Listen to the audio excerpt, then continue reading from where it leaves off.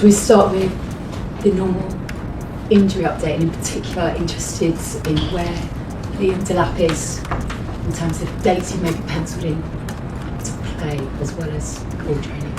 Yeah, we don't have any new injury.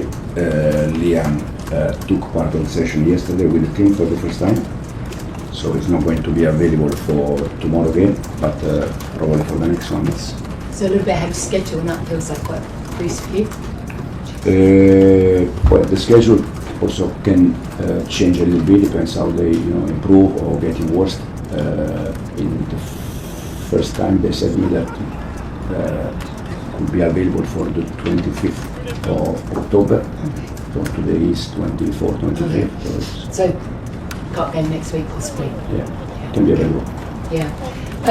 A lot was made on Wednesday about all your youngsters and the records that they broke and how many you had on the pitch. As a coach who's obviously coaching some players worth hundreds of millions, and also the opportunity of coaching kids, what's the challenge in bringing those youngsters through, and how do you approach it, and do you actually enjoy that side of it? You've got the ability to kind of mould these guys forevermore. Yeah, I said after the game that it was a special night, especially for the club, for the fans, with so many young players. I said many times that they are all good players, talented players, and the main thing for me is just to try to help them day by day, how they can get better and better, and also for me personally, it's the only way to improve the team if you are able to improve players. So this is the main target with young players. And when you say help them day by day, clearly it's a coaching help, but what else do you do to make sure these guys are going to be at the very top of the time? Again, just try to help them, first of all, to understand the way we want them to play, and also we have especially the coaching staff that with all of them, especially after the session, we dedicate time to them to try to improve, because first of all they are young, they need to improve. Doesn't matter the age, because even the ones that they are a little bit more older, they need to improve. But for sure, if you want to improve the team, you need to improve players. I assume you're talking about like the whole person, not just the player here. Yeah, in the way that you want to see them play. It's one of the hardest things within that, I guess, pulling them back, because I guess for someone like Esteban, when he's young and as talented as he is, there's probably the temptation he wants to play all the time. Probably the temptation from you that you want to play him all the time. How do you strike that balance? Because he's still only 18. No, the balance for me is quite easy in terms of we have 24, 25 players, good players, but at the end only 11 they can start. But I think since I joined the club, I showed that depends on the game, depends on the plan, we used to change players. So I know that when they don't play, they are not happy, but it's not just about one, it's about all of them. But they also know that they cannot play every game. And what sort of conversations are you having with it? Because you must say to me, you're 18, you want to play for the next 10, 15 years. How does that go down with a kid who's just on the verge of becoming a superstar? Yeah, it's with Esteban, but it's almost with all of them. Doesn't matter the age, because with the ones, if you say to Tosin, that is the oldest one, that is not going to play, is not happy. So it's not about the age, it's about that when they don't play, they are not happy. But again, they have to understand that they cannot play every game. And just funny for me then, in terms of Sunderland on the weekends, the teams that have come up, maybe surprised if you've done very, very well. And looking at it in a bigger picture of the Premier League, how much sort of more competitive, better does it make it more challenging for you come kind of Saturday? I think they show since the season start that they are a very good team. They play together, they work together, they play as a team. Also in terms of results, they have the same points than us, so they are showing how good they are doing since they start.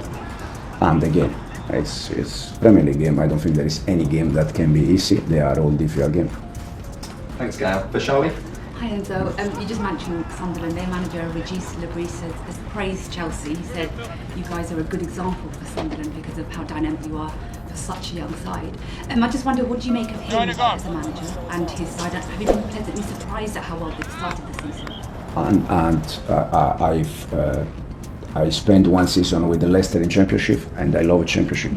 So even if we play Premier League or Champions League, I always watch Championship. So I watch Sunderland since last season when the new manager arrived. They are doing very good, not from just this season, from last season. They play good football. They are quite strong, physically strong. So I really like the way they are doing the things. Mark Guiu, of course, started the season with Sunderland, has come back and reflecting the team's growing chemistry and hunger to secure another vital league victory. The way that it impacts Joao Pedro's ability to do what he does from a deeper position. Yeah, Mark is a typical number 9. You will see physically strong. He's box, player. Again, it's 06. He can improve and he can do many things better. And we are working with him every day, try to help him. And as I said already many times, he's going to play games with us. Then in terms of Joao, we know that he can play as a 9 or he can play as a 10. In both positions, I think Joao is very good, but probably when he has another 9 next to him, he's playing better. Thanks for Charlie.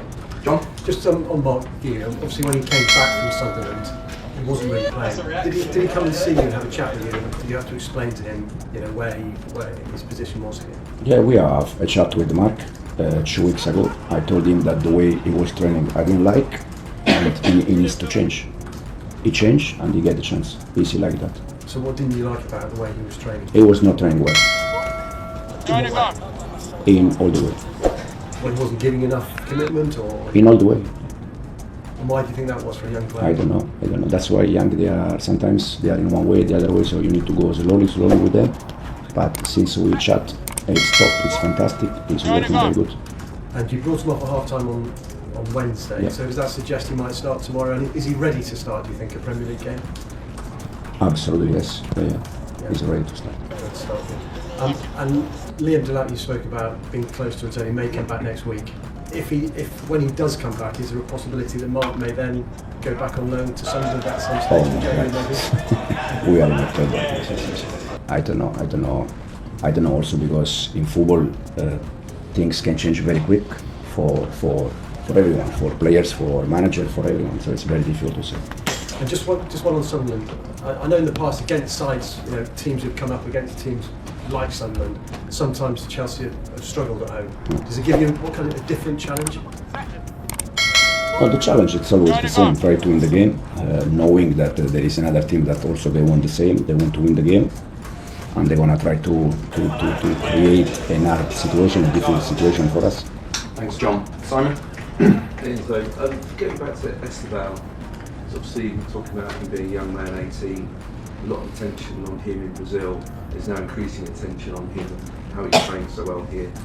How do you and the players around him help him sort of cope with the increased sort of scrutiny and the sort of suddenly his name being mentioned everywhere? No, but we have, to be honest, we have André Santos and Joao Pedro that they are helping him a lot because they are already in Europe from a different time, so they are helping him a lot. Us as a staff, as a club, we just try to help him, to give him all the attention that he needs, not just with Esteban, with all the young players that they come from abroad. But we said the other day, he's a special player. The good thing about him is that he just think about football, he enjoy, he's happy, and also, again, his family is doing a fantastic job in terms of the way they grow him up. And what did you make of, I don't know whether it was pre-planned or whether you'd ever talked about it before, of Enzo giving, Fernandez, giving Esteban the penalty? There was, I don't know whether you knew, there was an incident the season before you arrived where Chelsea players argued over a penalty and it sort of took away from the performance that night, whereas this seemed like quite a big gesture that the team spirit is very good. It's very, very good. I told the players after the game that for sure we were very happy about the winning, about the 3 points against Ajax, but the main thing about that game was Enzo when he gives the ball to Esteban, because show how is the team in this moment, how they are all together in terms of togetherness, in terms of effort, and this is what we need if we want to try to do something important. Thanks, Simon. And we'll finish this section with Rob. Hi, Enzo. What targets did you set for the players at the start of this season? And do you revise those expectations as the season goes on? So, have 4 wins in a row, or maybe you reassess what might be possible? The target with the players since day one is try to work hard every day, try to improve yourself. That is the only way to try to achieve something important. Last season we achieved Conference League, Club World Cup, a top 4. That I think no one of you in this room at the beginning of the season expect that, and so it was very important. And this season when we started the season,